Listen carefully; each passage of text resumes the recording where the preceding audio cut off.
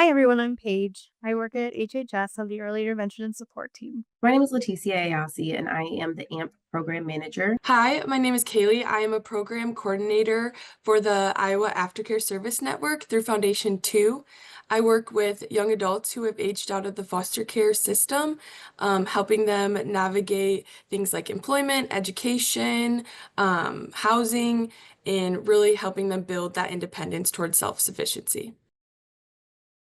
A big part of reaching our goals is having the financial resources to do so, and employment plays a big part in that. One thing I've learned is that it's best to explore jobs and careers that align with your interests. We spend a lot of our life working, and so it makes sense to choose a career that incorporates things you're interested in doing. At the same time, it's not realistic to think that you're going to love every job that you have. Sometimes you just need a job. Someone once told me that we either work with things, people, or numbers. For example, at Hy-Vee, you might work with people as a cashier, you might work with numbers doing inventory, or you might work with things stocking shelves. Figure out which you prefer and then look for employers in your area and see what jobs are available that interface with those things. One piece of advice that I want to share is that you don't have to figure out employment on your own.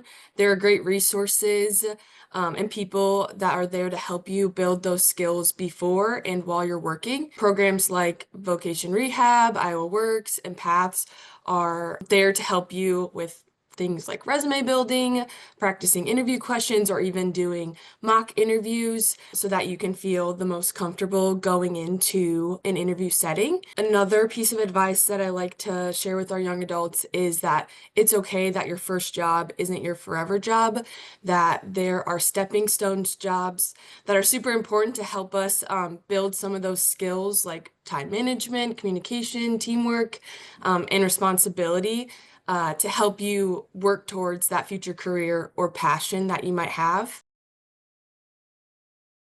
I joined AMP when I was 15 and in foster care myself, and am now today the program manager. I now run the program that saved my life as a teenager in foster care. I knew from very early on that I wanted to be able to make a difference. I learned from AMP how to use my voice and advocate for change. And from that experience, I knew that I wanted to go into child welfare. I knew that I wanted to change the system that I grew up in and make it better for those who come after me.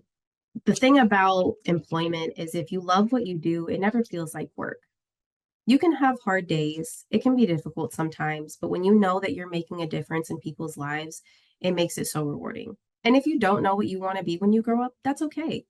There's plenty of opportunities to learn what might interest you. If you're in high school, take a different class, try out some different things. Maybe you sign up for a class at the local community college. Maybe shadow someone.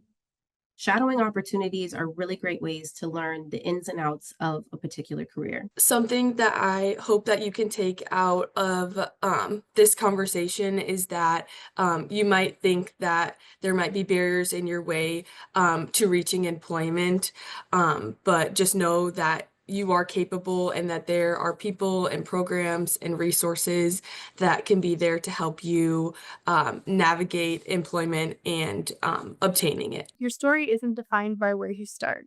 It's shaped by the experiences you have that inform the choices you make for your life. You don't have to have it all figured out today, but if you take a step, just one step to get started, you'll be amazed at what opens up. Ask questions, try new things, don't be afraid to fail.